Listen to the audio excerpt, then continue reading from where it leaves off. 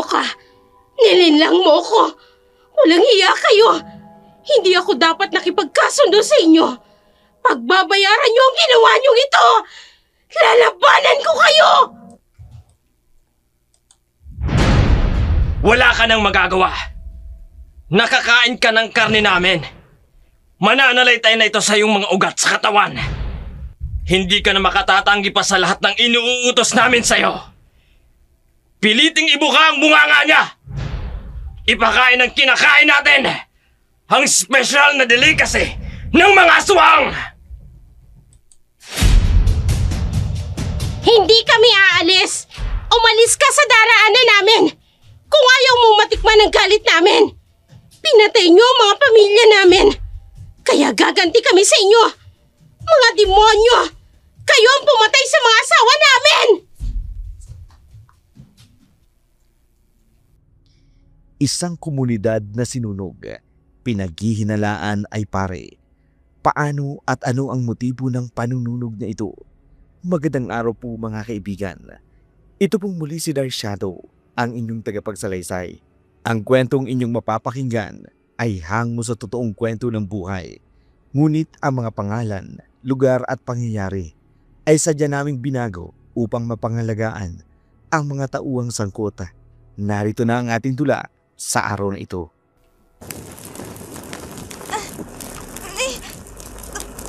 Bakit ang init? Anong nangyayari?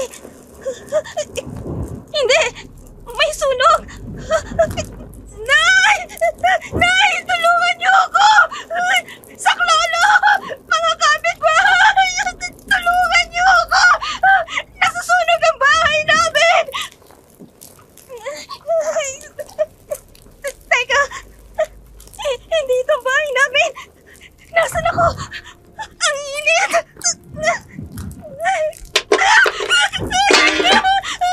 Naglalaglagan na ang mga nasusunog na bagay sa bahay na to! Bakit walang tumutulong sa akin? Tulong! Tulong! Saklolo! Nananaginip ka. Nay, ang sama ng panaginip ko. Ano bang napanaginipan mo? Nasa isang community daw ako na nasusunog. Tapos, walang tumutulong sa akin. Ay nako, ang panaginip, bunga lang ng maraming alalahanin. Kaya nga ang sabi ko sa'yo, huwag kang mabalisa sa anumang bagay. Sa halip, ipagdasal mo sa Diyos ang lahat ng iyong kahilingan. Nay? Sandali nga lang, kukuha ko ng tubig na maiinom mo. Ang sama ng panaginip ko. Oh, uminom ka muna ng tubig. Sa susunod kasi, magdasal ka bago matulog. I-relax mo yung isip mo. Nang sa ganun anak, hindi ka nananaginip ng nakakatakot na bagay. Sige na, uminom ka na. Opo. Kung ang iniisip mo ang kalagayan mo, gumagawa naman tayo ng paraan para masolusyonan yan. Kaya ihanda mo ng sarili mo. Maaga tayong aalis ngayon. Ho? Bakit nga po pala may mga nakaimpake na gamit dito? Ay naku anak, nalimutan mo na ba? Aalis tayo ngayon. Ay, oo nga pala. Pupunta tayo sa Antonio San Nicolas. Nakalimutan ko. Bilisan mo na dyan. Mag-almusal ka na. Maya-maya darating na yung tricycle na kausap ko. Opo. 4:00 pa lang naman na madaling araw. Mga 6:00 naman tayo aalis. Medyo malayo din ang pupuntahan natin. Mahaba-habang biyahe. Ilang bayan din ang madadaanan natin bago natin marating ang Antonio. Salamat ho, Inay. Kahit ganitong itsura ko, hindi niyo ako iniiwan. Hindi niyo ako pinababayaan. Anak, walang ina na hindi gagawin ng lahat para sa kanyang anak. Ang nais ko lang gumaling ka. At kung dun sa Antonio, makakakuha tayo ng lunas para mawala ang sumpa ng aswang sa iyong itsura. Kahit mapanganib, susuungin natin yon. Kumaling ka lang anak. Nagmamadali na rin sina Chris sa kanyang paghahanda. Matapos kumain, Naligo na rin ito habang ang kanyang ina patuloy pa rin sa paghahanda ng ibang gamit na kakailanganin nila. Nilagay sa malaking bag ang kanilang mga damit at kung tatansyahin, aabuti ng linggo na mawawala sila sa kanilang lugar. Makalipas ang ilang oras, dumating na rin ang tricycle driver na kausap ni Aling Elma. Tumulong na rin ito sa pagbubuhat ng mga gamit nila. Habang tumutulong, malimit itong sinisipat ang itsura ng dalaga. Meron siyang sakit sa katawan. May mga bukol dahil sa taba sa kanyang likod at sa muka.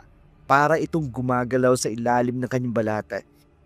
Ito ang dahilan kung bakit napagkakamalang aswang si Christina ng mga taong mapanghusga at walang alam sa tunay niyang kondisyon. Matapos maihatid sa terminal ng bus, sumakay na sila. Habang naghihintay ng biyahe, sa isang gilid ng terminal, isang lalaking matangkad, may matipunong pangangatawan, ang nakasuot ng backpack, naka-sunglasses, at naghihintay ng susunod na bus. Ilang taon din akong nawala sa amin. Ginugol ang buhay sa loob ng seminaryo. Dahil sa hangarin kong makapaglingkod sa Diyos, narito ako para gugulin ang aking discernment break. Isang panahon ng pagninilay-nilay at pagsusuri ng sarili upang matiyak kung ang pagiging pare ay tamang landas para sa akin. Panginoon, alam niyo kung gaano kasalimuot ang buhay ko sa lugar na ito noon. Kaya naisipan kong magpare upang akayin ang mga tao sa pananalig sa inyo. Na alam kong iyon ang magiging daan para makawala ang mga kababayan ko sa sumpa ng kadiliman sa kanila. Gugugulin ko ang buhay ko para tulungan sila at makapanumbalik sa inyo. Patnubayan mo po ako, Panginoon. Si Father Joseph, isang seminarista na nasa discernment break, isang panahon ng pagninilay-nilay at pagsusuri sa sarili upang matiyak kung ang pagiging pari nga ay tamang landas para sa kanya. Pagtatagpuin ang landas ng mga taong kapwa naghahanap ng kasagutan sa kanilang buhay. Isang taong naghahanap ng liwanag at isang taong nagnanais mag-akay patungo sa liwanag. Mag-aapat na oras din ang biyahe kung tutuusin, pero dahil lubak-lubak ang daan paakyat ng bundok at halos doble ang oras na kanilang biyahe, kaya halos hapon na sila nang makarating sa Antonio. At ilang oras pa rin ang lalakarin paakyat ng sitio. Papasok pa lamang sila ng sitio, pinagtitinginan na sila ng mga tao, mga tinging, may panghuhusga. Manong, magkano ho? 250 ho. Eto ho, bayad namin. Pakitulungan naman kaming ibaba yung mga dala-dala namin. Dito na tayo, anak. Manong, salamat ho sa paghatid sa amin. Wala pong anuman. Nakaalis na yung tricycle, pero hinahabol mo pa rin ang tingin yung driver. Ang sama po kasing makatingin. Hayaan mo na lang, anak. Isipin mo na lang na starstruck sa sayo. Halika na, pumasok na tayo. Napakaganda naman ng bahay na to. Kaninong bahay ito? Bahay ito ng kaibigan ko. Bahay bakasyonan niya ito. Nasaan siya? Nasa Amerika na siya. Siya rin ang nagsabi sa akin na maraming bali-balita na mayroong namumungad na aswang sa lugar na ito. Bago siya umalis, sinabi niya na muna sa akin. Katulad ko rin siya, naghahanap ng mga aswang. Pero hindi ko rin lubos maisip kung bakit tumungo sila sa Amerika ng kanyang asawa. Ngayon ko lang nalaman, may mga kaibigan din pala kayong ganito kayaman. Pasensya ka na kung inilihim ko sa iyo, anak. Mas gusto ko lang kasing mamuhay tayo ng mapayapa. Halika na, tulungan mo akong mag-ayos ng mga gamit natin. Kahit maraming katanungan ang namumutawi sa isipan ni Christine, pinagwalang bahala niya na lamang ito dahil sa pagod sa mahabang biyahe. Naging maayos naman ang unang gabi nila. Habang nagpapahinga si Christine, Inihanda naman ni Elba ang kanyang mga kailangan para mahuli ang sinumang aswang na aali-aligid sa kanila dahil buong akala niya aswang ang makapagbibigay ng lunas sa kalagayan ng kanyang anak. Kinaumagahan, maagang nagising si Christine, nagpaalam sa kanyang ina na maglalakad-lakad muna para makilala ang lugar. Pinayagan naman ito ni Elma dahil abala rin ito sa pag-aasikaso ng mga gamit nila. Maya-maya pa'y nawili si Christine sa pamamasyal hanggang makarating ito sa sentro ng barangay. Mangilan-ngilan din ang bahay na yari sa semento. Nakatawag pansin sa kanya ang mga tanawin. Isang tagong lugar sa mataas at magubat na bundok ng San Nicolas, pero may itinatagong ganda. Ngunit sa kabila noon, naruroon din ang mga mapanghusgang lipunan dahil sa itsura ni Christine. Doon ako magtatago. Bibilisan ko ng pagtakbo ko. Ang bata, patungo sa may bangin. Kung magtutuloy-tuloy siya sa pagtakbo, mahuhulog siya sa baba. Haharangan ko siya. Bata! Huwag kang tumuloy! Matarik ang lugar na yan! Mahuhulog ka sa baba! Pipigilan ko siya! Muntik ka nang mahulog. Ha? Hindi! Aswang! Lumayo ka sa akin! Pangit ka! Aswang ka! Teka, sandali. Hindi ako aswang. Lumayo ka sabi sa akin eh! Bata, sandali. Hindi ako aswang. Aswang ka! Ang pangit-pangit mo! Mama! Mama! Hoy! Anong ginagawa mo sa anak ko? Mama, aswang po siya. Ang pangit niya, Mama. Isa siyang aswang. Lumayo ka sa anak ko, ha? Anong klaseng tao ka? Bakit ganyan ang itsura mo? Aswang kayong umaaligi dito, ano?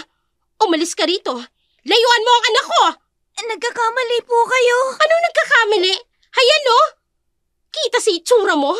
Hindi maipagkakailayang mukha mo. Kitang-kita ng ebidensya kung anong klaseng nilalang ka. Yung mga bukol sa mukha mo, patunay lang yan na isinumpa ka ng aswang. Aswang ka. Huwag na huwag ko nang makitang lumalapit ka sa anak ko. Ha? Aray! Pagsabihan niyo po ang anak niyo na huwag mababato. Tinulungan ko nga po siyang huwag mahulog sa matarik na lugar. Kung hindi ko po siya tinulungan, baka nahulog na siya sa ibaba. Lumayo ka sa amin! Isa kang aswang! Ano ba? Tama na! Malalaking bato na ang tumatama sa akin! Sige pa, anak! Yung mga aswang na kagaya niya, hindi dapat kinakawaan! Dagdagan natin yung bukol niya! Sige pa! Batuhin mo pa, anak! Itigil niyo ang ginagawa niyo! Sino ka? Hindi na mahalagang malaman nyo kung sino ako. Itigil yung ginagawa nyo. Lalo ka na, misis. Harap-harapan mong kinukonsinti ang anak mo. Tinutulak mo pa na makapanakit ng kapwa-tao? Hindi naman namin yung kapwa-tao. Eh, aswang yan eh! Huwag niyong pagbasehan ng panlabas na anyo para husgan siya. Tandaan nyo, may kasulatan na huwag kang humatol para hindi kayo hatulan. At kung ano ang panukat na ginamit mo sa iba, siya rin ang panukat na gagamitin ng Diyos sa inyo. Ipalagay na nating ikaw ang nasa kalagayan niya. Gugustuhin niyo rin bang kutyain kayo ng tao? Lahat ng tao, nilikha ng Diyos. Kaya kung hindi man siya kaaya-aya sa inyong paningin, pero sa Diyos, kaaya-aya siya. Hoy, ikaw, pasalamat ka. May dumating na anghel dahil kung hindi, nadagdagan na sana yung bukol mo. Pananagutan ng mga magulang, sa Diyos, ang bawat anak na hindi napalaki ng maayos. Obligasyon ng mga magulang na palakihing may disiplina, may pagmamalasakit sa kapwa, at higit sa lahat, may takot sa Diyos. Yun dapat ang ipinamumulat nyo sa mga anak nyo. Hindi yung ibubuyo nyo para magkasala pa at makapang-api ng kapwa dahil lang sa panlabas niyang anyo. Kung magsalita naman kayo, para kayong pare. Oy, sige na, Father. Hindi na humauulit. Tara na, anak. Pangit! Bata, alam mong pinuputol ang dila ng matatalim magsalita. Halika na. Nasaktan ka ba? Konti lang po. Mabuti na lang Nakita kong ginagawa nila sa'yo. Salamat po sa pagliligtas sa akin. Wala yun. Dapat itinuturo sa mga anak ang mabuting asal ng mga magulang. Kung ganyan na ang mga kabataan ngayon, ano nga asahan ng mga susunod na henerasyon? Kaya dapat turuan ng mga magulang kung paano magpalaki ng bata na maging mabuting tao. Bakit po ang bait-bait niyo? Ikaw rin. Mabait ka rin. Naawa lang sana ako sa bata kasi dire-diretso siya sa bangin. Medyo matarik din. Nakita ko rin. Hindi lang ako makatakbo ng mabilis kaya hinayaan na lang kita. Nakita ko kung paano mo sinagip yung bata. Kaya lang, sa halip na magpasalamat, yun pa ang sinapit mo sa kanila. Baka gusto mong kumain. May tindahan ba rito? Libre ko. Wag na po. Salamat na lang po. Baka hinahanap na rin ako ni inay. Maayos ang pagpapalaki sa iyo ng mama mo. Opo. Napakabuting tao ng iyong inay. Yun din daw po kasi ang maipapamana niya sa akin. Mabuting asal. Sandali. Bakit ho?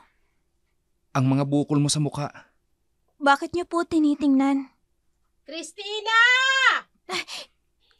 Hinahanap na po ako ni inay. Sige po.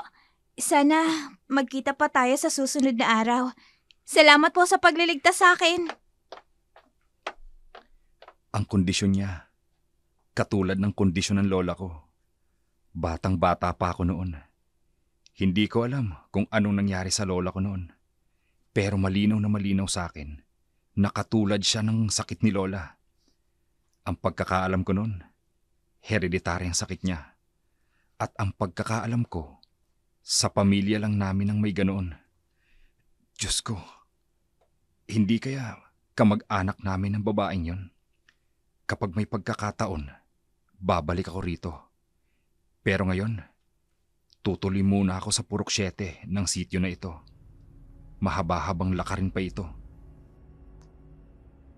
Nagmamadali ang lalaki na pumunta sa lugar na kanyang pupuntahan. Si Christina naman, nagmamadaling umuwi sa kanilang tinutuluyan. Nang makarating si Christine sa bahay, masayang bumungad sa kanya ang kanyang ina na may hawak na si bata. Nagmamadaling niyaya nito sa likod ng bahay ang dalagita upang ipakita ang nasibat nitong baboy ramo. Christine! Anak, mabuti naman at nakauwi ka na. Halika, tingnan mo. May natuklasan ako. Ano po yan, inay? Nakahuli ako ng baboy ramo kanina. Habang wala ka, tinuso ko ng sibat dito sa likod ng bahay. Nakita ko kung paano ito nahulog at... Nasaan po ang baboy damo? Paano nawala ang baboy ramo? Baka nakatakas. Imposible. Tumagos ang sibat sa magkabila nitong laman. Iniwan ko ditong hindi kumagalaw. Siguradong patay na yon nang umalis ako dito kanina. Kaya nga tinawag kita kaagad. Hayaan niyo na ho. May pang-ulam naman tayo dyan, di ba? Anak, makinig ka. Hindi pang-ulam ang baboy ramo na nasibat ko. Ito ang solusyon sa problema mo. Ang sabi ng albularyo, dugo ng aswang ang makapagpapagaling sa sugat mo. Dugo pa rin ito. Dito. Hindi ito dugo ng hayop, Christine. Dugo ito ng tao. Ano ho? Dugo ng tao? Oo, anak. Kilala ko ang pagkakaiba ng dugo ng hayop at dugo ng tao. Kung ganon, totoo nga ang mga kwento dito. May aswang nga sa lugar na ito. Sabi ko na nga ba, malakas ang kutob ko na aswang ang baboy ramo na yon. Christine, halika rito. Ipapahid ko sa iyo itong dugong ito. Halika! Pero bakit po, inay? Sinabi ng albularyo na kapag napatamaan namin ang aswang, ang dugo nito ay maaaring maging lunas ng iyong kalagayan. Halika na! Kaso, natuyo na ang dugo. Wala na. Ayos lang po, inay. Hayaan niyo na. Makakahuli rin tayo ng aswang sa lugar na ito. Ang akala ko pa naman, makakakuha na tayo ng lunas sa sakit mo. Tara na nga sa loob. Basta ang mahalaga, napatunayan natin na may aswang dito. Inay? Bakit? Naniniwala po kayo sa albularyo? Nagagaling ako sa dugo ng isang aswang? Gaano po kaya tayo nakakasiguro na magagamot ng dugo ng aswang ang mga bukol sa mukha ko? Hindi kaya mas nakatatakot? Sa mga napapanood ko sa palabas, kapag nabahira ng dugo ng aswang ang isang tao, nalalahian po ito. Susubukan lang naman natin. Paano po kung maging aswang ako? Wala ho ba talagang ibang paraan kundi yun lang? Yun lang ang sinabi ng albularyo. Ay nako, halika na. Sa loob na tayo. Naghanda ako ng makakain natin. Wow! Ang sarap ng ulam natin! Paborito ko to, Inay! Alam ko. Kaya nga yan ang niluto ko eh. O ikaw, saan ka nga pala galing kanina? Bakit parang ang tagal mong nawala? Lumamig tuloy ang kakainin natin. Sige na, maupo ka na dyan. Nay, ano bang nangyayari sa inyo? Bakit pinagsisilbihan niyo po ako? Lagi ko naman itong ginagawa. Ikaw, saan ka nga pala nagpunta kanina? Bakit ang tagal mong nakabalik? Nay, may nakilala akong mabuting lalaki kanina. Talaga? Sino naman? Hindi ko po alam ang pangalan niya. Pero, ipinagtanggol niya po ako dun sa batang lalaking nambato sa akin, kasama po yung nanay niya. Binato ka? Sino yun at susugurin ko? Naku, wag na ho, Inay. Sa susunod, huwag kang papayag na aapi-apihin ka dahil lang sa itsura mo. Ano ba kasing nangyari, ha? Kasi ho, tinulungan ko yung bata na hindi mahulog sa bangin. Pero akala nung bata aswang ako. Kaya, pinagbabato nila ako. Buti na lang, dumating yung lalaking yun at pinigil sila. Salamat naman sa Diyos at may nagtanggol sa'yo. Pinagalitan niya pa nga po yung babae at sinabi sa kanya na hindi daw dapat husgahan ng tao base sa itsura.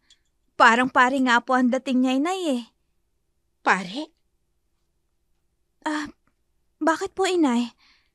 Bakit bigla kayong natigilan nang marinig niyong sinabi kong pare? Meron po ba kayong naaalala tungkol sa mga pare? Wala. Sige na, kumain na lang tayo. Sana magkita pa kami. Nang sa ganun po, maipakilala ko siya sa inyo. Halos kaedaran niyo lang siya eh. Nagpatuloy na lamang sa pagkain na mag-ina. Biglang natahimik si Elma sa sinabi ng kanyang anak. Pagkatapos kumain, tumungo na ito sa kanyang silid. Naghanda ng mga kakailanganin niya kinagabihan para sa kanyang paghahanap ng aswang. Ayon kasi sa kanyang paniniwala sa albularyo, ito ang makatutulong sa kanila para masolusyonan ang malalang kondisyon ng kanyang anak. Habang naghahanda, hindi niya maiwasang mapaiyak nang may maalala siyang nakaraan sa kanyang buhay. Nasaan ka na kaya ngayon? Ang huli nating pag-uusap. Para magpaalam ka sa akin na magsiseminaryo ka. Wala akong laban. Wala akong lakas ng loob na sabihin sa iyong totoo. Kasi ang buong akala ko, magiging akin ka. Magiging tayo. Pero sino ako para pigilan ka sa plano ng Diyos sa buhay mo? Mas gusto ko pa rin ang buhay mo na maglingkod ka sa Diyos bilang pari. Paano kung sabihin ko sa iyong totoo? Kung gayong masisira ang pagpapari mo kapag nalaman mo may anak ka sa akin. Kaya mananatiling lihim na lang ang tungkol sa ama ni Christina. Naging tahimik ang bawat sandali sa pagitan ng mag-ina. Hindi na rin pinansin pa ni Christine ang pananahimik ng kanyang ina. Inisip na lamang nitong marahil iniisip ng kanyang ina ang hangarin nitong makapaghanting ng aswang kinagabihan. Dala ang pangontra na gamit sa paghuli ng aswang. Nagpaalam na si Elma na aalis muna. Ninais naman sanang sumama ni Christine pero hindi naman ito pumayag. Dumating ang umaga. Bigo naman ang kanyang ina sa layunin nito. Matapos mag-agahan, nagpahinga na ang kanyang ina at habang nagpapahinga ang ina, Nagpasya si Christine na mamasyal uli sa labas. Hindi niya inaasahan ang kanyang makikita. Abay, grabe naman at sinapit ang mga alaga mong kambing. Ay, sa tingin nyo, sino kaya ang gagawa nito? Hindi tao ang gagawa nito, kundi isang impakto. Kung tao man, taong may sira sa utak. Eh, maniniwala ba kayo? Kung aswang ang may gawa nito, hindi kaya aswang? Bay, matagal nang walang aswang sa sityo natin. Huwag niyong sabihin, meron na namang gumagalang aswang sa sityo natin. Kailangang mag-ingat ang bawat taga-nayon. Proteksyonan ang mga alaga nilang mga hayop. Baka hindi lang ito ang gawin nila. Ang lalo pang nakakatakot, baka hindi na lang tao ang punteryahin nila. Sino naman kaya ang gagawa nito? Kapitan, baka hindi nyo pa po alam. May dayo tayo dito sa sityo natin. Dayo? Oo, dayo. At kapag nakita ninyo, walang duda, may lahing aswang. Eh, muntik na ang biktimahin ng anak ko. Mabuti na lang at nasundan ko kaagad.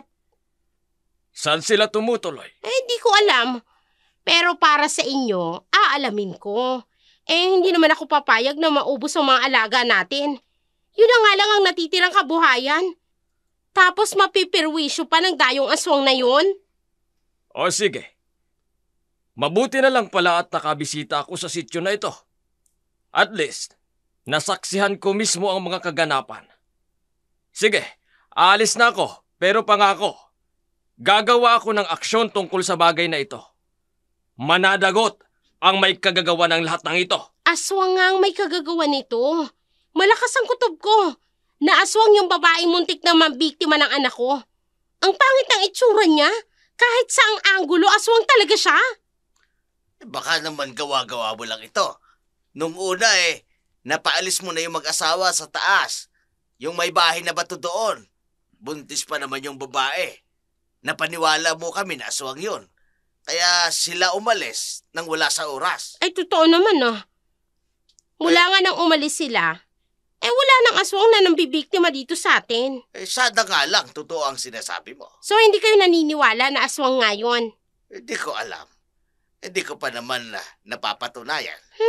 Speaking of aswang, tingnan nyo yung dumarating, Ay, ang pangit. Oh, nasa na si Kapitan? Wala na, nakaalis na. Umalis na yung habal-habal na sinakyan niya. Oh, yan. Yang babaeng yan, muntik na yang sumalakay sa anak ko. Yan ang aswang. Hindi po ako aswang. Eh kung hindi ka aswang, paano mo ipapaliwanag yung mga alaga kong mga manok na namatay? Puno ng kagat at wakwak ang tiyan, pati yung asawa ng kumari ko, ha? Namatay din si Paring Kanor. Wala po akong kinalaman dyan. Hindi ko po alam yung mga pinagsasasabi niyo. Alam nyo ba, natagpuan si Paring Kanor na wala ng buhay kaninang umaga. Dilat ang mga mata. Halatang takot na takot bago namatay. At nakatuwa dito naliligo siya sa sarili niyang dugo habang ang kanyang lamang loob pilit na kinuha mula sa kanyang puwitan. Hindi po ako ang may gawa niyan. Hindi po ako mamamatay tao. Manahimik ka, aswang! Pinatay mo ang asawa ko! Hindi po ako aswang. Wala po akong kinalaman dyan. Minsan mo nang pinagtangkaan ang buhay ng anak ko. Muntik mo nang itulak sa bangin sa burol, ha? Dapat sa'yo parusahan Wala ba kayong gagawin para panagutin ang babaeng ito? Mula nang dumating yan dito, nagkaroon na ng katakot-takot na kaganapan sa lugar natin. Sandali lang. Kain ko palang nakita ang babaeng ito dito. Hindi naman tama na basta na lang natin siyang husgahan at ipasa sa kanya ang sisi. Lalo na't wala naman tayong ebidensya. Kinakampihan niyo ang aswang na yan? Hindi lang kaaya-aya ang itsura niya dahil sa mga bukol niya sa mukha. Hindi! Kailangang managot siya sa nangyayari dito sa sityo natin. Tama na yan. Ano?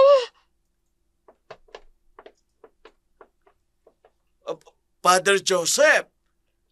Kilala niyo siya? Oo, ipinakilala siya ni Father Ernesto Hakutina. Naparito siya para sa kanyang discernment break. Isang panahon ng pagninilay-nilay at pagsusuri upang matiyak kung ang pagiging pari ay tamang landas para sa kanya.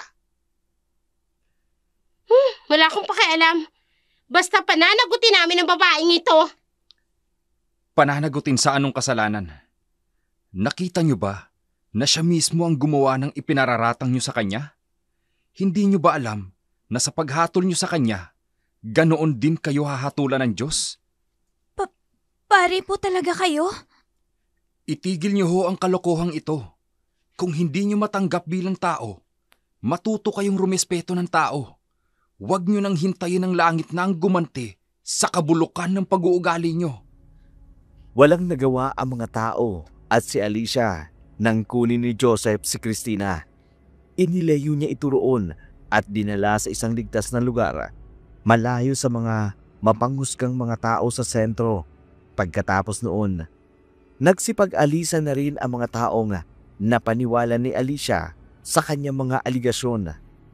Dahil sa kakaibang kondisyon ni Christine na pagkakamalan siyang aswang, isang nilalang na kapag hating gabi ay nagpapalit ng anyo at kumakain ng lamang loob ng mga tao. Kinatatakutan siya ng mga bata. Kinukot siya ng matatanda kapag mayroong kamalasan o hindi kaaya-aya o kaya'y namatay sa kanilang komunidad. Isisisi nito kay Christina. Marami ring kwentong walang basihan ang lumalaganap sa kanilang komunidad tungkol sa pagiging aswang ni Christine. Sa tuwing kinukot siya si Christine, palaging naruroon si Father Joseph para ipagtanggol ito. Maraming salamat po sa tulong, Father. Kahit wag mo muna akong tawaging Father, kasi hindi pa naman ako nauordinahan bilang pari. Sa katunayan, narito ako sa labas para sa aking discernment break. Pero, doon din po ang punta nyo, di ba? Magiging pare kayo soon.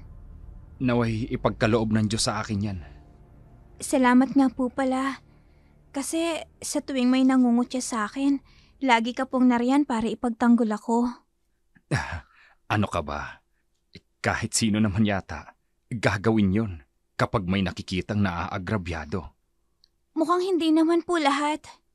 Yung iba nga po na nakakakita sa akin na pinagbababato na ako ng ilang bata. Kung hindi nila ako tinitingnan lang, nakikisali na rin po sila. Ewan ko po ba kung bakit. Dahil sa mga bukol na to, palagi na lang po ako napagkakamalang aswang. Dahil hindi nila batid ang tunay mong kondisyon. Minsan, mas madaling paniwalaan ng mga haka-haka kesa alamin ang katotohanan. Kayo po ba, naniniwala po ba kayo sa aswang? Hindi, dahil mas malaki ang paniniwala ko sa Diyos. Bakit gusto niyo pong magpare? Kinailangan ko kasi magpare. Bakit po? Ano po bang nangyari at kailangan niyong magpare? Dahil nalagay sa alanganin ng babaeng mahal ko. Naaksidente siya at nag-agaw buhay. Ang tangi ko lang nakapita noon ang Diyos. Nagmakaawa ako sa Kanya. Taos puso akong nanalangin na sana iligtas niya ang babaeng mahal ko. Nakipagkasundo ako sa Diyos. Sabi ko, sa oras na gumaling siya, ay magpapari ako. Kapalit ng pagliligtas niya sa babaeng pinakamamahal ko. Ano pong sunod na nangyari? Nakaligtas siya. Iniligtas siya ng Diyos. Kaya tulad ng napag-usapan, nagpari ako. Kahit na masakit sa akin na bitawan siya. Kahit masakit sa akin na makita siyang nasa piling ng iba. Ayos lang. Basta buhay siya. Ayos lang sa akin. Grabe naman pala kayo magmahal. Nakakausap niyo po ba siya? Hindi na.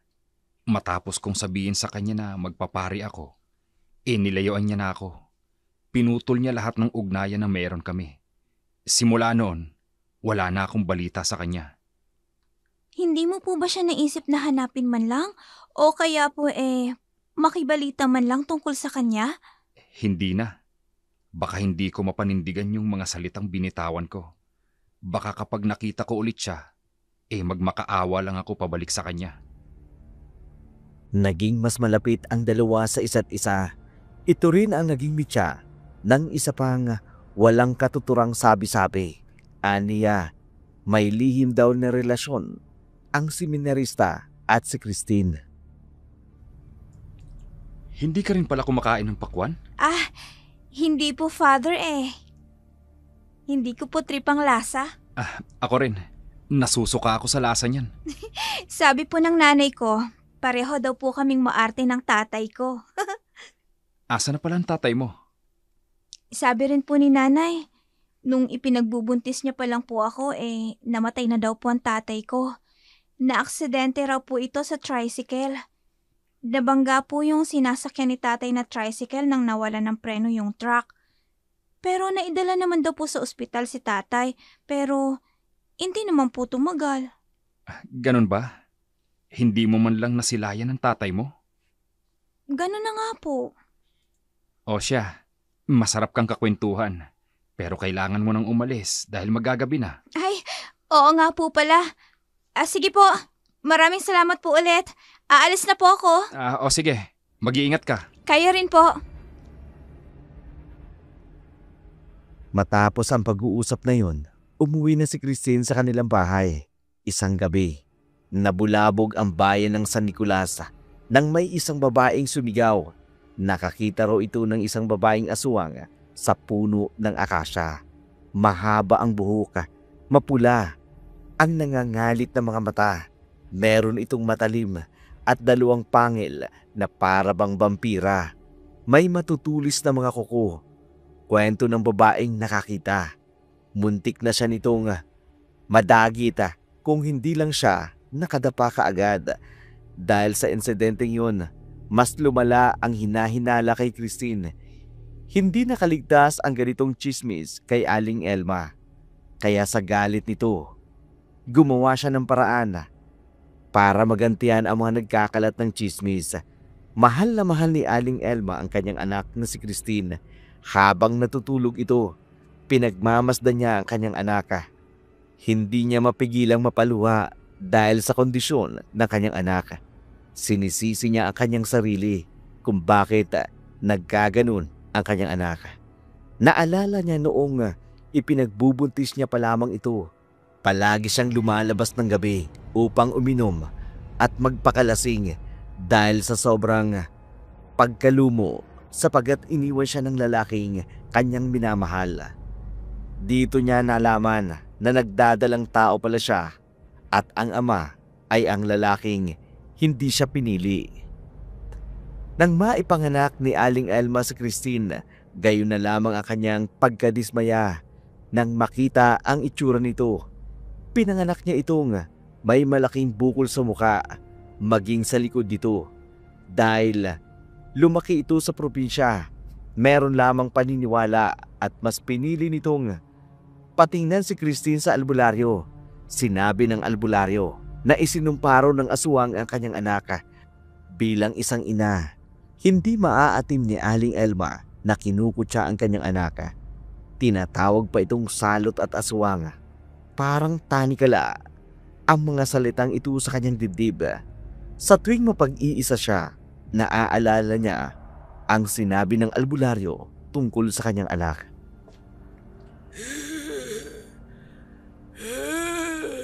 Sinumpa ang anak mo ng aswang.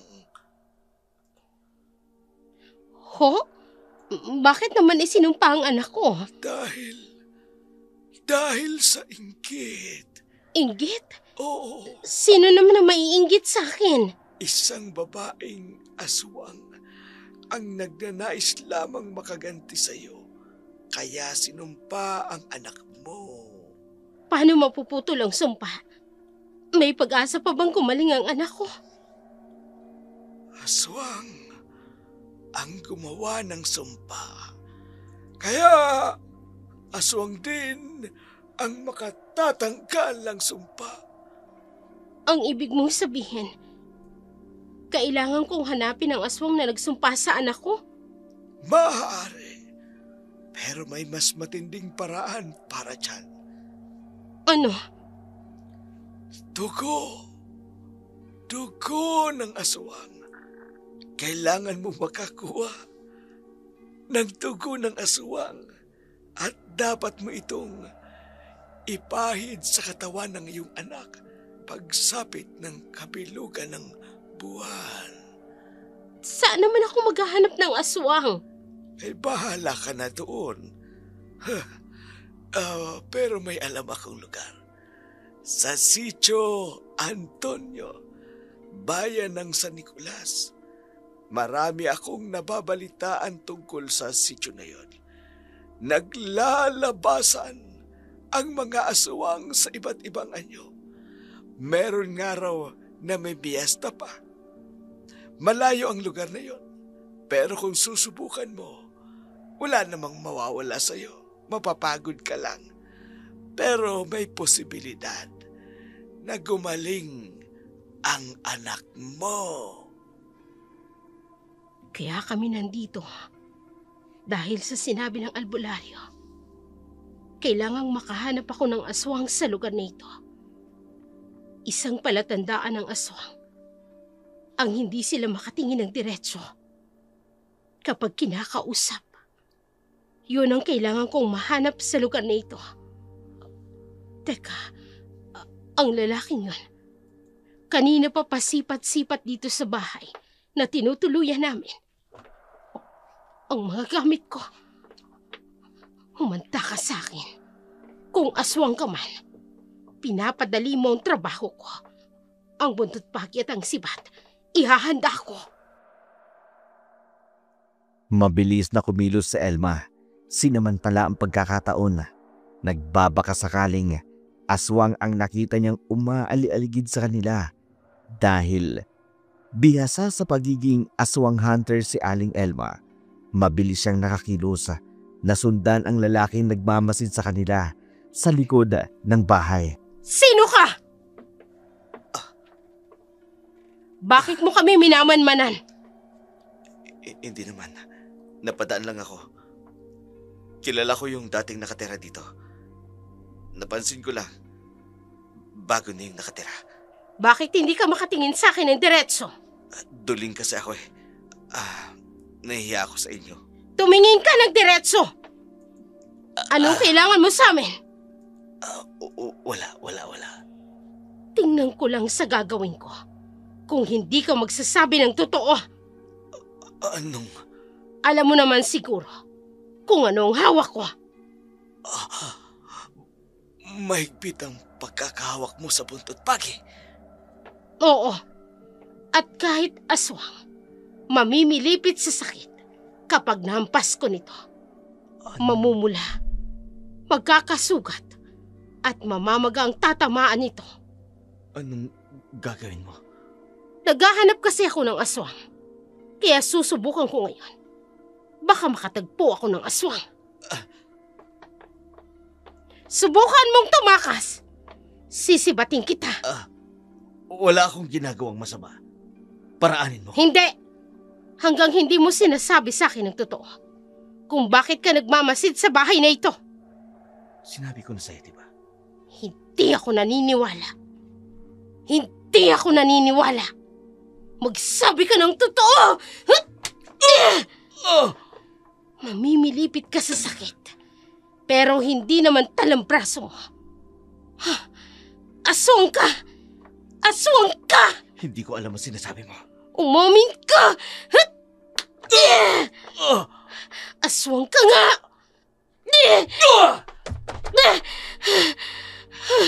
Huwag mo kaming pakikialaman. Kung ayaw mo mapahamak. Malakas ka. Sabi ko na nga ba, aswang ka.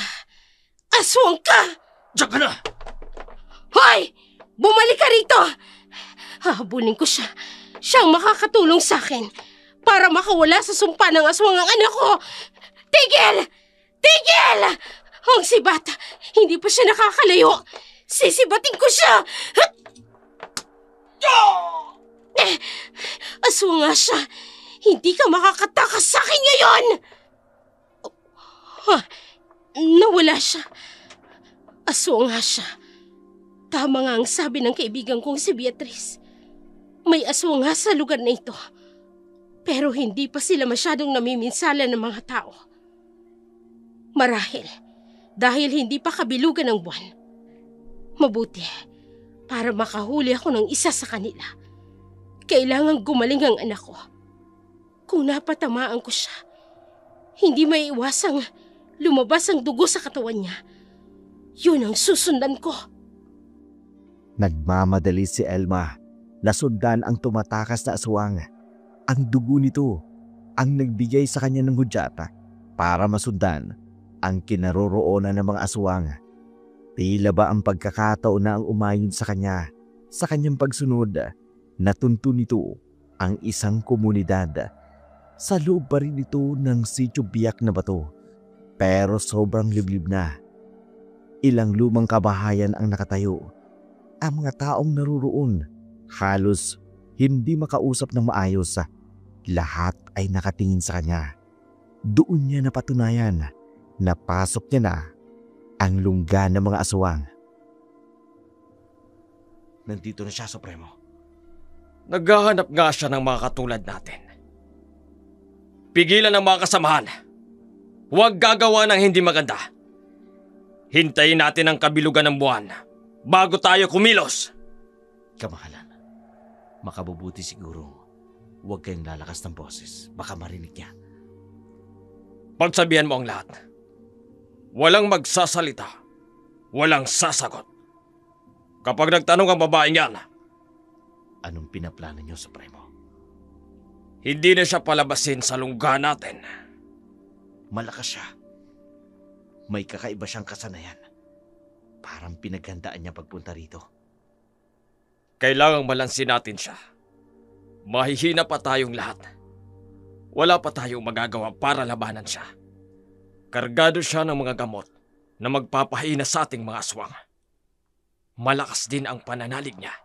Supremo, Ang tanging magagawa lang natin, ang pigilan siyang huwag makalabas. Mapaniwala natin silang kauri nila tayo. nasubukan ko na ang kakayanan niya. Hindi ko siya kaya. Ngayon lang yan. Pero pagkabilugan ng buwan, 10 ulit ang bilis at lakas natin. Ganoon din ang ating pandinig. Kaya habang kinakausap ko siya, pagsabihan mo ang mga kasamahan natin na huwag gagawa ng anumang ikagagalit ng babaeng yan. Ano pong pinaplano ninyo? Ako nang bahala sa gagawin ko. Haharapin ko siya. Gawin mo ang sinasabi ko. Sige ho. Ano nga pala yung sinabi niyo? Sige ho. Alis na ako. Pangahas na pumasok sa aming lungga. Wala pang nakakapasok dito na nakalabas ng buhay. Pagkain ang lumapit sa amin. Total, matagal-tagal na rin kaming hindi nakakain ng laman ng tao. Ikaw ang magiging handa namin sa kabilugan ng buwan. Hinarap ni Supremo si Elma. Wala namang kaalam-alam sa tunay na pinaplano ng pinuno ng mga aswang. Matagal na hinintay ni Elma ang pagkakataong matagpuan ang lungga ng mga aswang.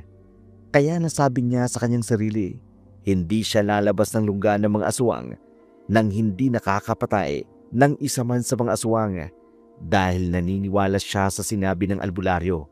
Dugo ng isang aswang ang kailangan para mawala ang sumpa kay Christina. Maligayang pagdating sa aming maliit na komunidad. Ako ang pinuno dito. Pasensya ka na sa mga kasamahan ko. Hindi lang sila sanay na may bisita. Kaya hindi sila makapagsalita. Nag-iingat lang sila. Iniisip kasi nila na NPA o espiya ang pumapasok dito. Bakit dito kayo nakatira sa lugar na ito? Masyado ng liblib bago marating. Dadaan muna ng masukal na kagubatan. Kung hindi sasadyain, hindi makikita ang lugar ninyo. Nais naming mamuhay ng tahimik. Malayo sa magulong lungsod at sa mga taong mapagsamantala. Anong klaseng nilalang kayo? Bakit mo na itatanong? Naghahanap ako ng kakaibang nilalang. Nang aswang? Isinumpa ang anak ko, ayon sa sabi ng albularyo. Kaya tanging aswang ang makapag-aalis ng sumpa sa anak ko. Inaakala mo bang mga aswang kami? May sinaktan akong aswang sa sityo. Alam kong nasugatan ko siya. Kaya sinundan ko ang bakas ng kanyang dugo. Kaya nasisiguro ko, ang lugar na ito ay pinamumugaran ng aswang. Hindi ka nagkakamali. Mga aswang nga kayo! Oo. Pero mga aswang na pinipilit na mamuhay ng kagaya ninyo. Hindi kami ang mapaminsalang mga aswang. Isinuko na namin ang aming kapangyarihan. Pinili naming mamuhay gaya ng isang normal na tao. Nilalabanan namin ang pag-atake ng pagiging aswang. Nagsasabi ka ba ng totoo? Oo. Nagsasabi ako ng totoo. Pero matutulungan namin ang anak mo na makawala sa sumpa, katulad ng ginagawa namin sa kabilugan ng buwan. Tulungan niyo lang ang anak ko. Titigil ako sa paghunting ng aswang. Kung ganon, makisa ka sa amin sa gagawin naming ritual ng pagtakwil. Ritual ang pagtakwil? Pagtakwil ng dating likas para tanggapin ang bagong likas. Dating likas ang pagiging aswang. Bagong likas ang pagiging kagaya ninyo bilang taong normal. Lahat kami rito ay nagsasagawa ng ritual. Kung may sumpa na pagiging aswang ang anak mo, makabubuting madala siya dito nang matulungan ka namin na makawala siya sa sumpa ng pagiging aswang. Salamat.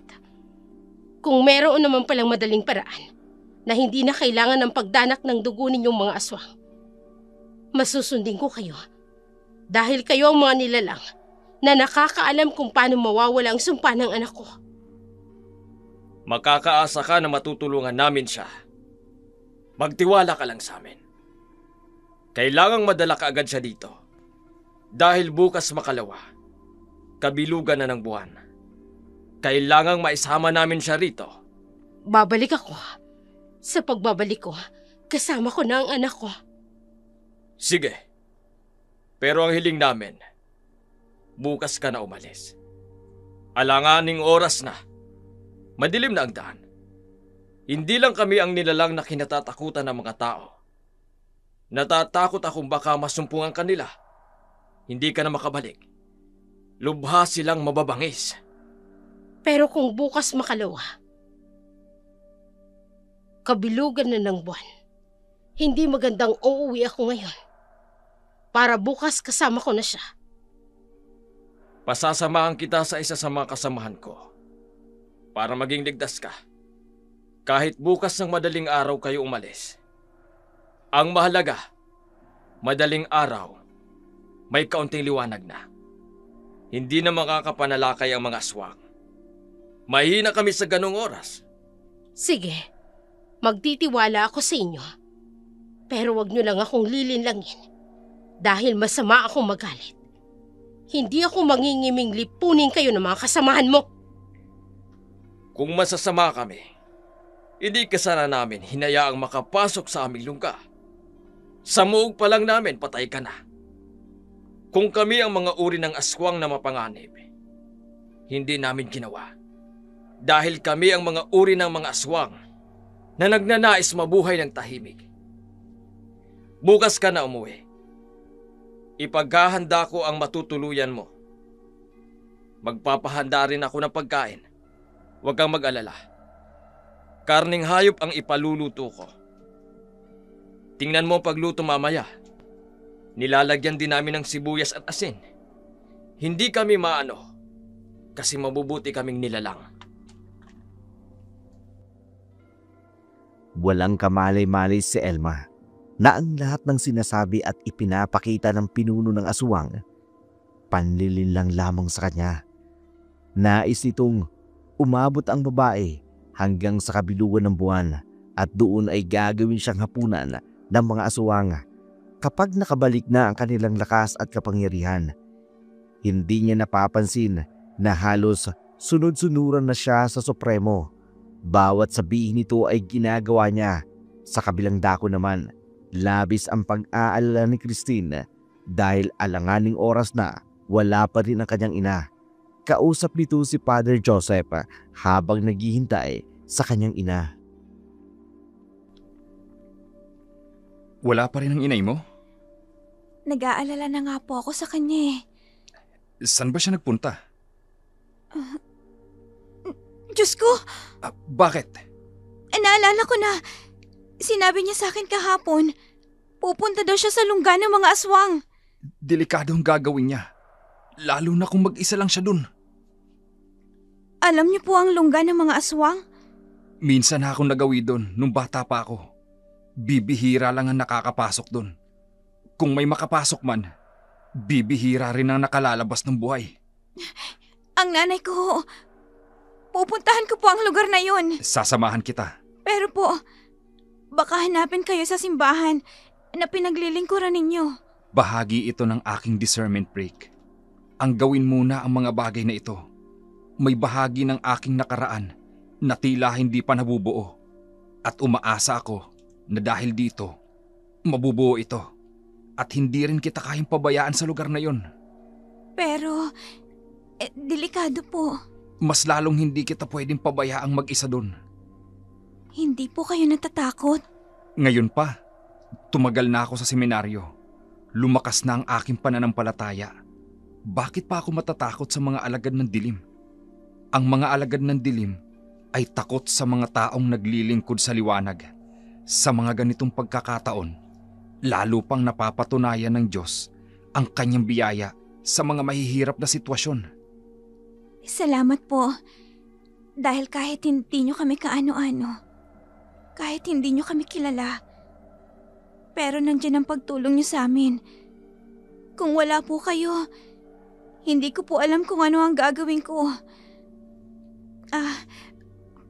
Paano nga po pala kayo napunta sa lungga ng mga aswang? Mahabang kwento.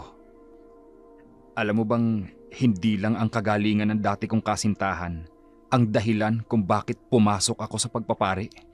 Ano ho yun? Isa pa rin ito sa dahilan ko.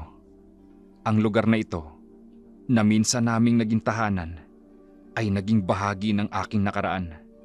Nasaksihan ko kung paano namuhay ang mga taga rito. Kung paanong nabuhay kasama ang mga aswang. Nais ko lang akayin sa liwanag at huwag makapasok sa kapangyarihan ng kadiliman. Napakabuti niyo po. Bihira lang ang pare na may ganyang hangarin. Ang akayin, ang mga taong hindi normal na namumuhay sa liwanag. Sa iba, buwis buhay ang ganyang gawain. Ito ang propesyon namin. Ang mamatay alang-alang sa mga taong maaakay para sa Diyos. Kailan po tayo aalis? Bukas ng madaling araw. Bukas tayo aalis. Kailangan, bago magliwanag, ay naroroon na tayo. Minsan kasi, hindi namin nakikita sa umaga ang lugar na yon. Nanliligaw ang mga aswang na naroroon. Pero ngayong malakas ang pananalig ko sa Diyos, wala silang magagawa para magamitan tayo ng kapangyarihan. Patayin niyo ang aswang!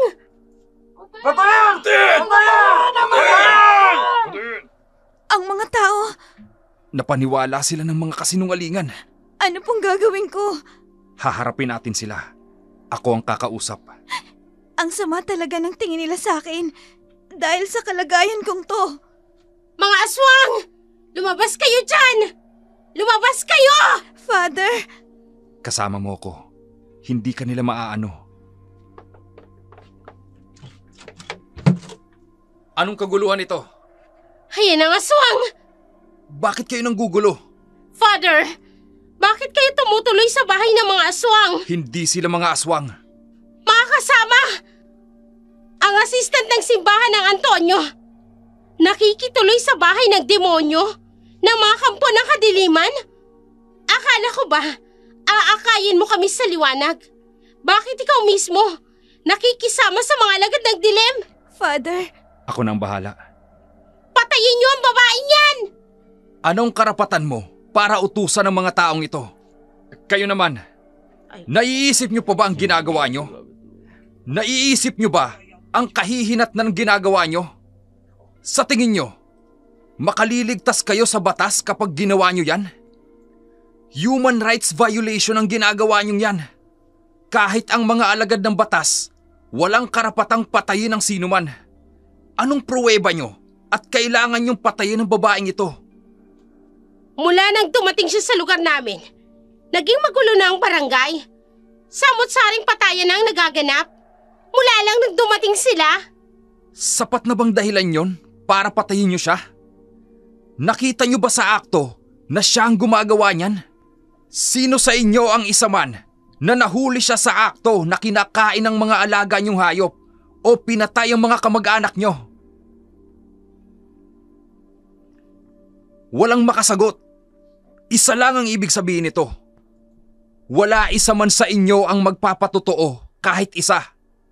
Kung ganon, isang malaking kasinungalingan ang pinaparatang ninyo. Kayo'y nagkakaisa para sa isang kasinungalingan. Maawa kayo sa mga sarili nyo. May mga pamilya rin kayo. May mga anak.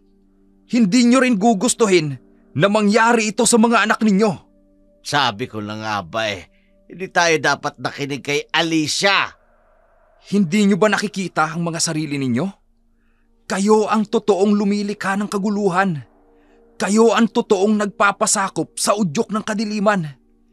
Sino ngayon ang mga nasa alagad ng dilim? Di ba? Ang mga taong mapanglikha ng kaguluhan? Maniwala kayo sa akin! Aswang yan!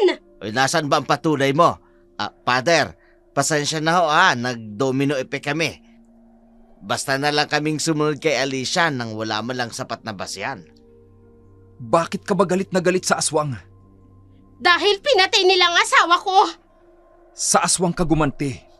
Huwag sa inosenteng batang ito. Anong kasalanan niya sa'yo? Siya man ay biktima ng aswang.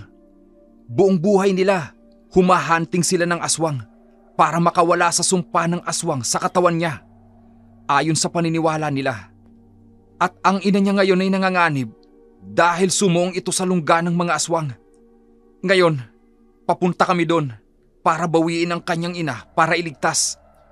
Kung gusto mo, sumama ka sa amin para makita mo ang mga totoong aswang. Habang nagaganap ang kaguluhan sa Barangay Antonio, sa lungga naman ng mga aswang sa biyak na bato, naghihintay ang Supremo ng tamang pagkakataon. Ang buwan, unti-unti nang lumalaki. Kasama nito, ang lumalaking gutom na mga aswang. Nakahanda na bang masarap na hapunan para sa ating bisita? Kung anong mga paborito nating hapunan, yun din ang ating ipapakain sa kanya. Kung kakain siya ng kinakain natin, paano natin siya makakain bukas?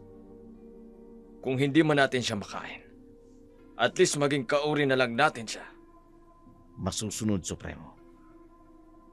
Ang mga paborito nating pagkain, siguraduhin ninyong hindi niya agad mahahalata ang tunay na lasa. Kailangan natin siyang panatilihin dito hanggang sa kabilugan ng buwan. Paano kung makalata siya, Supremo? Sabihin ninyo na mga espesyal na putahe natin ito. Mga lutong probinsya na hindi niya nasubukan dati. Dahil totoo naman yun, hindi ba? Oo, Supremo. Dalhin niyo doon. Mamaya lalabas siya sa kanyang tutuluyan. Ikaw naman, habang kumakain, iligpit mo ang mga gamit niya, ang mga pangontra laban sa atin. Masusunod po. Bilisan niyo na.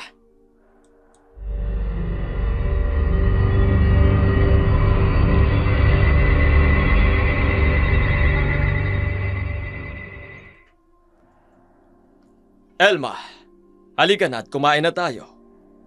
Naghanda ang mga kasamahan ko ng masasarap na pagkain. Ang bango naman. Hindi ko pa nakikita ang mga ganitong klase ng ulam. Mga native delicacies naman ito. Mga lutong probinsya na hindi mo makikita sa syudad. Tikman mo na.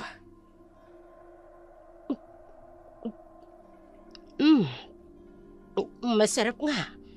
Medyo kakaibang lasa. Pero May problema ba? Bakit ka tumigil sa pagmuya? Ipaayos ko sa tagapagluto namin O baka hindi ka lang sanay? Parang may kakaiba. Hindi. Okay lang. Siguro dahil hindi ko pa nakain ng ganitong klase ng pagkain. Kumain ka pa. Kailangan mo ng lakas para sa biyahe bukas. Parang hindi ko kaya. Nasusuka ko. Bakit? Hindi mo ba gusto ang pagkain namin? Hindi. Siguro dahil pagod lang ako sa paglalakbay. O baka ayaw mo talaga sa pagkain ng mga aswang? Ano? Narinig mo naman. Ang kinakain mo ngayon ay pagkain namin ng mga aswang. At dapat mong kainin lahat. Anong ibig sabihin nito? Nilinlang niyo ko. Pinaniwala niyo ako na mabubuting aswang kayo. Pero ngayon... Wala ka nang magagawa, Elma. Nakakain ka na ng karne namin. Mananalaytay ito sa iyong mga ugat sa katawan. Hindi ka na makakatanggi pa sa lahat ng iuutos namin sa iyo. Walang hiya kayo. Hindi ako dapat nakipagkasundo sa inyo. Pagbabayaran ninyo ang ginawa niyong ito. Wala ka nang magagawa. Sinira na namin lahat ng gamit mo.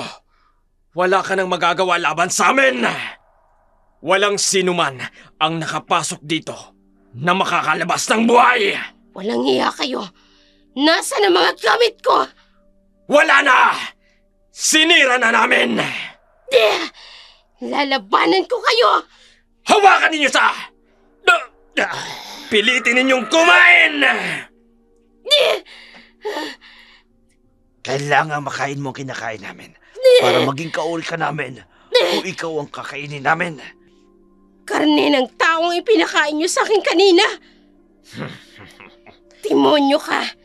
Nilinlang mo ko! Likas na sa amin ang mapaglinlang.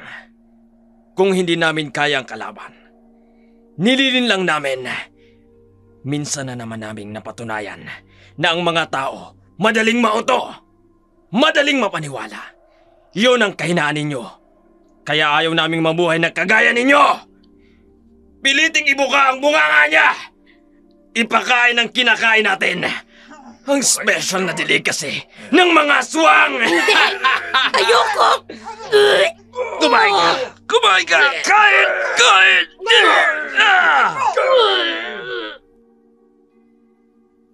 Pilit mang tumatanggi si Elma sa nais ng mga aswang sa kanya. Pero pilit niya naman itong nilalabanan dahil ayaw niyang malahian siya ng mga ito. Hindi rin siya natatakot sa maaring gawin sa kanya ng mga aswang. Habang pinipilit, patuloy naman ang paghahanda ni Alicia, Father, Joseph at Christine para sa paglusob nila sa lungga ng mga aswang kinabukasan. Anong ginagawa niyo, Nay? Bakit marami kang gasolinang dala? Alam ko na kung saan nakalungga ang mga aswang. Kailangan ko ito para matapos ang kasamaan nila. Nay, delikado kung mag-isa lang kayong lulusob doon. Hindi ako nag-iisa. May mga kasama ako. Pasensya na kung nahuli ako. Salamat at dumating ka. Akala ko hahayaan nyo na lang ako mag-isa. Noon ngang nagsisinungaling ka pa sa mga sinasabi mo napapasama na kami. Ngayon pa, alam na namin ang totoong aswang. Pinatay ng mga aswang na yan ang mga mahal natin sa buhay. Ang asawa ko, pinatay nila. Inihaw nila na parang hayop. Kaya gagawin ko rin sa kanila ang ginawa nila. Si Mamita, nasaan? Kasama niyo rin ako. Akala ko hindi ka sasama. Ipaghihiganti ko rin ang asawa ko. Nanilitsyon nila. Ay, ako naman ang apo ko. Igaganti ko rin. May dala ba kayo? Ay, oo naman. 1 galong gasolina. May mga kasama kaming tutulong sa amin. Ayun sila, oo. Oy, kayo! Dito kami! Mabuti naman. Ngayon, totoong aswang na ang pakay natin. Siguradong mabibigyan ng ustisya ang pagkamatay ng mga pamilya natin. Pagkatapos nito, humingi ka ng tawad sa pamilya ni Christine. Nakakaawa naman yung bata biktima rin sila. Tsaka ko nagagawin yan kapag napatunayan ko na wala siyang lahing aswang. Kung wala nga talaga silang kinalaman sa pagkamatay ng asawa ko. Ano? Sasama ba tayo kina Father? Hindi. Pero bakit? Paano kung mabulilyaso sila? Di pare-pareho tayo mabubulilyaso. Mauuna tayo sa kanila. Hindi na tayo magpapaalam sa kanila na lulusob tayo. Lulusob na tayo sa lungga ng mga aswang nang hindi sila kasama. Pinaghandaan ng grupo ni Alicia ang pagsalakay sa lungga ng mga aswang. Yun din ang hugot niya sa buhay, kaya ganun na lamang ang galit niya sa mga taong napagkakamalan niyang aswang. Kinaumagahan, maagang gumayak ang grupo ni Alicia. Si Christine at si Father Joseph naman, patuloy na naghihintay kina Alicia kung sasama ito sa kanila. Dala ang mga naiwang gamit sa paghahanting ng aswang, ang sibat at ang mga buntot pagi na naiwan ni Elma. Dinala ito ni Christine at ni Father Joseph bilang proteksyon na rin sa kanilang pagsalakay. Mukhang tayo lang ang tutungo sa lungga ng mga aswang. Wala sila. Marahil natatakot na sila.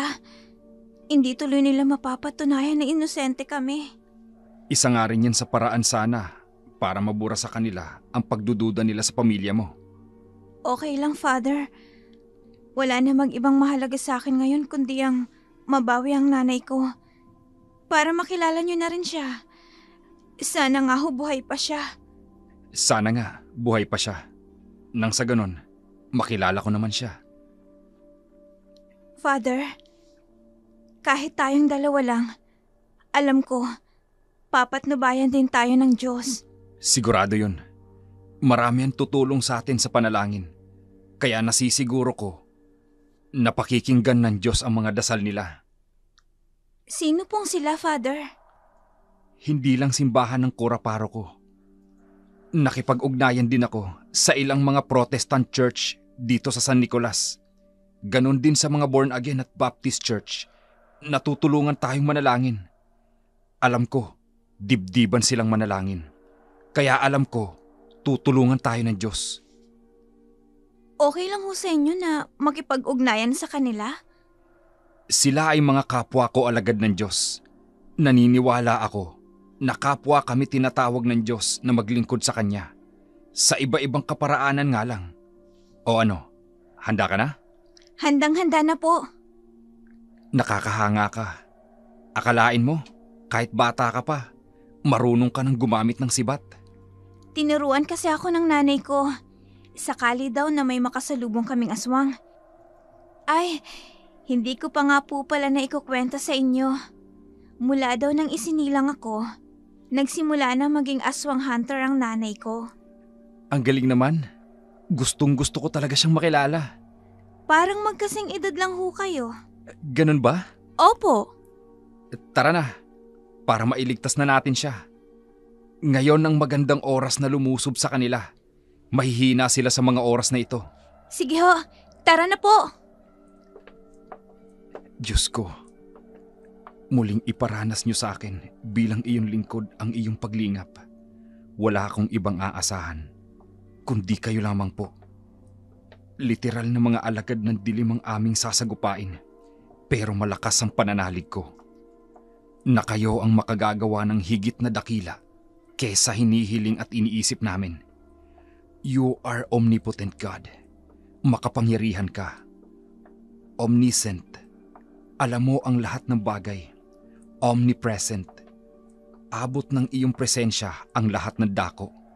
Kaya sa dakong paroroonan namin, alam kong saklaw yun ng iyong kapangyarihan at presensya. Ang mga paang dahang-dahang humahakbang patungo sa lungga ng mga aswang, dala ang pag-asang mababawi ang kanilang kapamilya. Sa kabilang banda naman, nakahanda na ang kamatayan para kay Elma sa lungga ng mga aswang. Nakahanda na ang panggatong na ipangluluto sa kanya ng mga aswang, at ang grupo naman ni Alicia nasa ibang bahagi ng lugar upang isaboy ang gasolina. Wala silang hinintay na oras. Nais nilang mapatay ang mga aswang na kumitil sa kani-kanilang pamilya.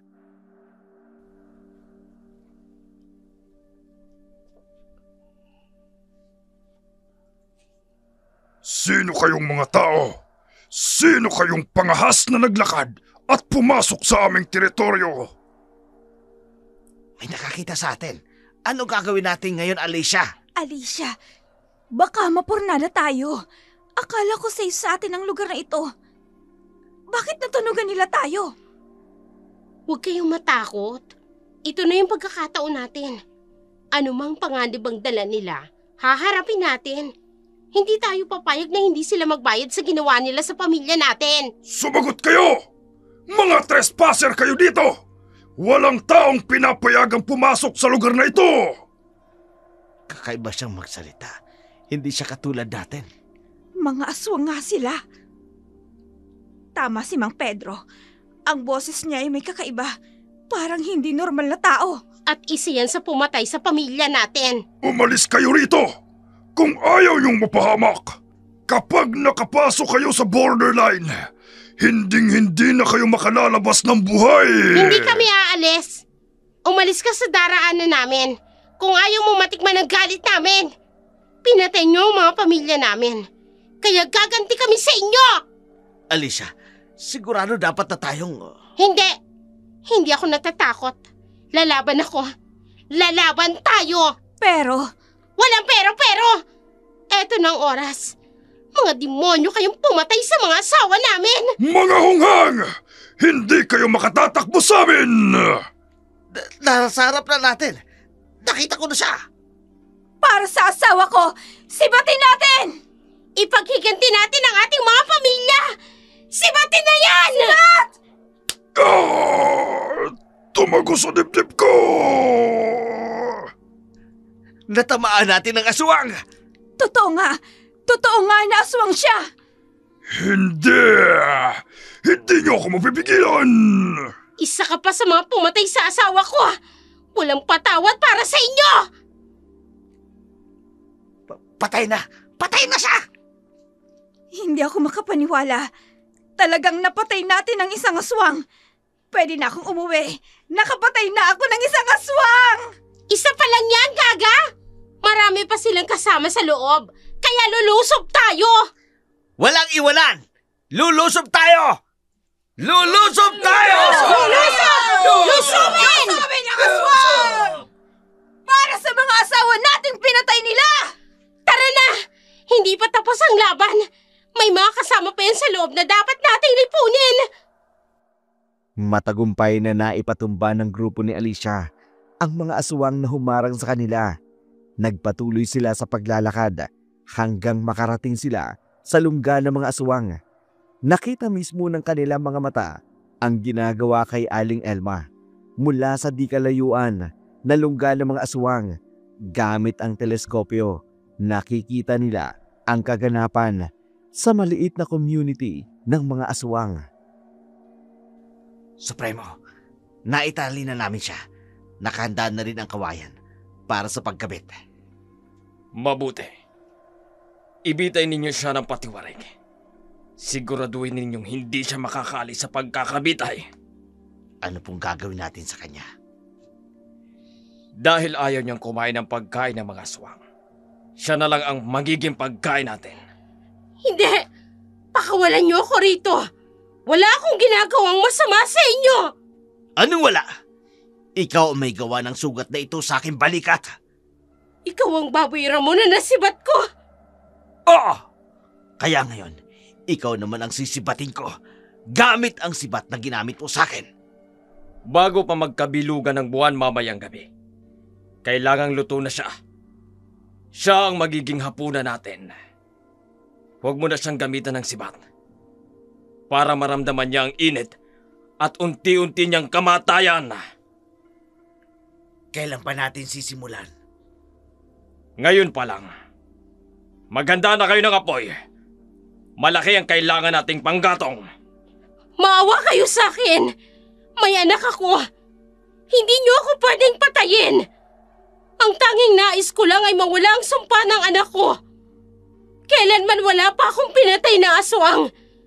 Naghahanap lang ako ng aswang na makakatulong sa akin! Inuto-uto ka lang ng albularyo. Yan kasi, nagpapaniwala kayo sa mga albularyo. Paanong makagagaling ang dugo ng aswang sa anak mo?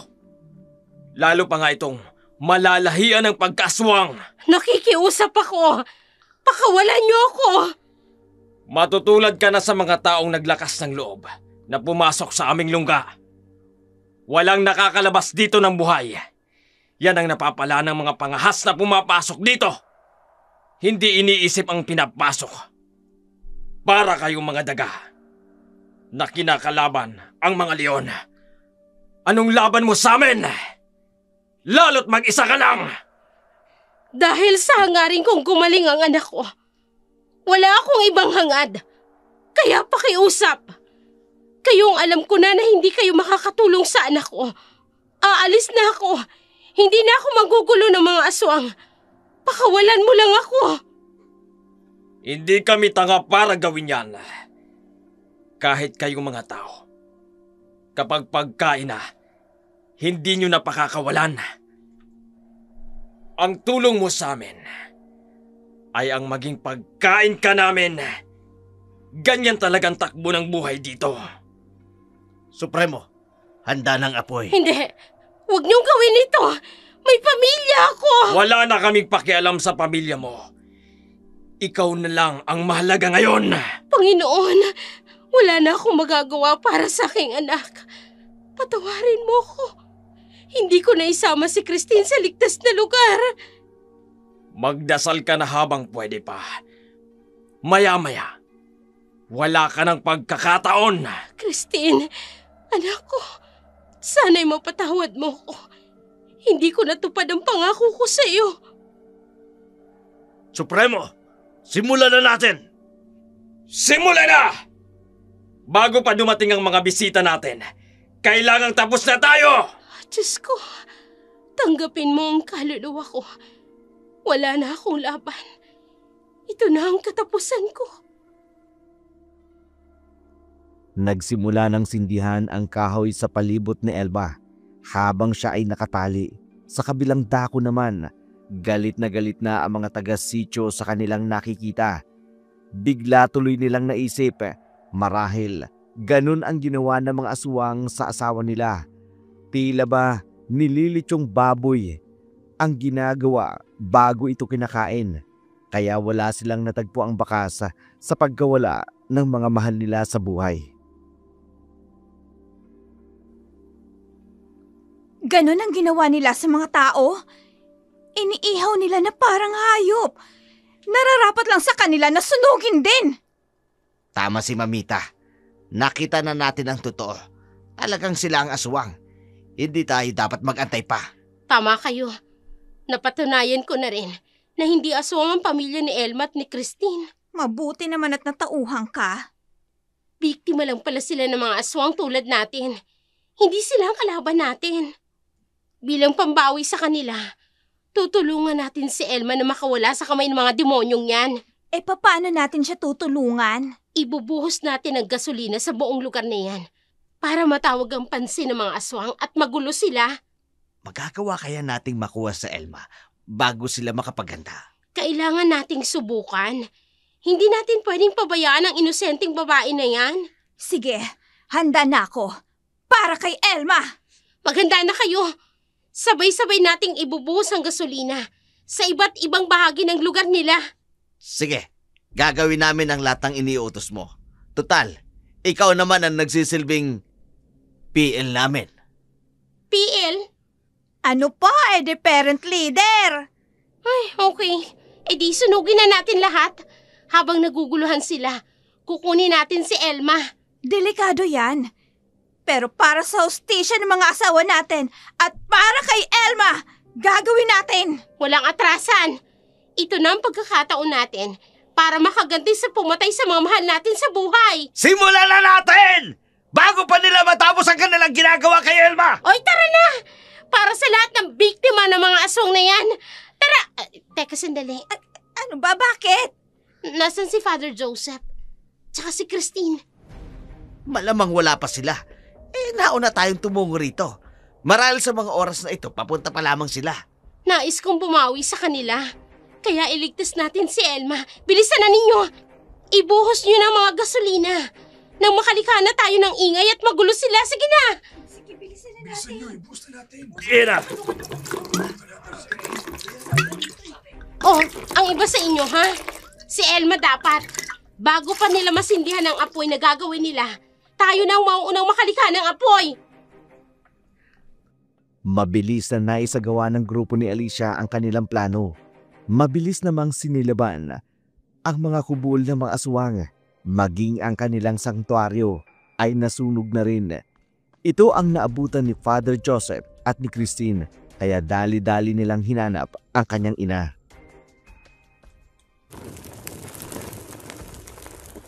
May malaking sunog sa lugar ng mga aswang. Father, may nagkakagulo na doon. Baka may nangyari ng masama kay nanay. Mga demonyo kayong mga tao! Pagbabayaran ninyo ang mga ginawa ninyong ito! Diyos na mahabagin at makapangyarihan, iligtas mo kami sa kamay ng mga demonyong ito. Proteksyonan niyo kami sa kanila. Hindi tayo makakalapit! May kung anong nakasisilaw sa taong yan! Sino kang demonyo ka? Hindi ba't ikaw ang demonyo na namiminsala ng mga tao? Pumapatay ng mga walang kalaban-laban. Kayo ang kampo ng demonyo! Ikaw ang nanunog ng aming lungga. Pagbabayaran ninyo ito! Supremo! Nakawala ang bihag! Sinong bihag ninyo? Hanapin ninyo ang babae yon! Hindi dapat makatakas ang babae yon! Siya ang magiging hapunan natin! Saan niyo dinala ang nanay ko? Ikaw! Ikaw nga ang anak niya! Halos kahawig ka nga namin. Isinumpa ka nga ng isang aswang! Hindi ako naniniwalang isinumpa siya ng isang aswang. Hindi aswang ang may kagagawan yan, kundi problema sa kanyang kondisyong pisikal. Ilabas niyo ang bihag niyo! Ilabas niyo na! Anong kaguluhan yon? Mga militar supremo, binabaril nila ang mga kasama natin! O hindi! Hindi maaaring maubos ang ating lahi! Halika! Bitawan mo ako! Ikaw ang magiging pain ko para matigil ang mga militar na yan sa pagpapaputok sa aking mga kasamahan. Itigil ninyo yan! Itigil nyo ang ginagawa ninyo! Kung ayaw ninyong pugutan ko ng ulo ang babaeng ito! Itigil niyo ang ginagawa niyo! Bihag nila ang anak ko! Parang awa niyo na! Itigil niyo ang pagpapaputok! Baka patayin nila ang anak ko! Sa tulong ng mga militar at ng grupo ni Alicia, ligtas nilang nabawi si Christine at si Elma sa kamay ng mga aswang, habang ang pinuno ng aswang na si Supremo hiniling na wag silang papatayin, kaya dinala ng mga militar sa kampo at doon ikinulong. Tao sa puso namang humingi ng tawad si Alicia sa mag-ina. Sa mga paratang nito sa kanila, tinanggap naman agad ni Christina ang paghingi nito ng tawad. Ang grupo naman ni Alicia, masayang makitang maraming aswang ang namatay. Sa puso nila, nabigyan ng hustisya ang pagkamatay ng kanilang kapamilya. Salamat po sa Diyos at ligtas tayong lahat, inay. Oo, anak. Salamat din kay Father Joseph. Kung wala siya, baka kung ano nang nangyari sa akin, mabuti na lang talaga at naisipan yung puntahan ako. Father, okay lang po kayo? Parang tahimik po kayo simula kanina. Joseph, ito na ang tamang panahon para malaman mo ang totoo. Kinakabahan man ako, pero alam ko na ang katotohanan ang magpapalaya sa akin. Ano pong totoo? May hindi po ba ako nalalaman? Anak, si Father Joseph, siya ang ama mo. Ano po? Pero sabi niyo po namatay ng papa ko sa aksidente. Nagsinungaling ako, anak. Ginawa ko yun para protektahan kayo pareho. Para hindi magkaproblema sa pagpapari niya. Christina, nang una kitang makita, alam ko agad na may koneksyon tayo. Ang kondisyon mo, hereditary yan. Ang lola ko noon ay may ganyan ding sakit. Kaya pala, parang kilala na kita noon pa man, Father. Hindi lang yun, anak. May paraan pa para gumaling. Ang lola ko, naipagamot niya ang sakit na yan. May mga espesyalista sa Maynila na nakagagamot niyan. Totoo po ba? Gagaling pa ako? Pasensya na kayo. Kaya ako naghanap ng aswang. Kasi akala ko yun ang paraan. Hindi ko alam na may modernong gamot na pala. Walang dapat ipagpatawad, Elma. Ginawa mo lang ang sa tingin mong tama para sa anak mo. Pero Father, papaano na po ang pagpapari niyo? Hindi ho ba magkakaroon ng problema? Anak, sa loob ng mga taong ito, marami akong natutunan. Ang pamilya ay ministeryo din. Hindi lang sa simbahan ng Katoliko pwede maglingkod sa Diyos. Joseph, hindi mo kailangan. Hindi, Elma. Desisyon ko ito. Maraming paraan para makapagpatuloy sa paglilingkod sa Panginoon. May mga Protestant churches. May mga community ministries. Ang Diyos ay hindi limitado sa isang denomination lang. Ibig niyo ho bang sabihin? Ibig kong sabihin, pipiliin kong buuin ang pamilya natin. Maghahanap ako ng ibang paraan para makapagpatuloy sa paglilingkod sa Diyos. Bilang ama, bilang asawa, at bilang ministro sa ibang kapasidad. Sigurado ka ba? Hindi mo pagsisisihan? Lahat ng nangyari, ang pagkakakilala ko sa inyo, hindi aksidente. Ito ang plano ng Diyos para sa akin. Sa amin. Talaga ho, hindi pa rin po ako makapaniwala. May papa na ako at gagaling pa ako. At magkakaroon ka pa ng normal na buhay, anak. Pupunta tayo sa Maynila para magpagamot. At tapos, magsisimula tayo ng bagong buhay bilang pamilya. Salamat, Panginoon. Sa wakas, kumpleto na ang pamilya namin. Panginoon, salamat sa pagbibigay ninyo sa akin ng pamilyang ito. Gabayan niyo kami sa bagong simula na ito at ipakita ninyo sa akin kung paano ko kayo paglilingkuran sa pamamagitan ng pagmamahal ko sa pamilya ko. Amen. Amen. Ngayon, umuwi na tayo. Umuwi na tayo sa ating bagong simula. Nagtapos ang kwento ni Christine sa paghahanap niya hindi lamang ng lunas sa kanyang kondisyon, kundi ng kumpleto niyang pamilya. Ang sakit ni Christine ay tinatawag na lipoma, isang kondisyon sa katawan kung saan meron itong bukol na gawa sa taba sa kanyang likod at sa kanyang mukha. Ngunit sa modernong panahon, ang lipoma, isang kondisyon na madaling magamot ng mga dalubhasang doktor sa pamamagitan ng simpleng operasyon. Hindi ito sumpa o gawa ng mga aswang, kundi isang natural na kondisyon na maaaring mangyari sa sinuman sa tulong ng wastong medikal at pangangalaga. Lubos na gagaling si Christine at magiging normal ang kanyang buhay. Ang tunay na kagalingan, pisikal man at higit sa lahat,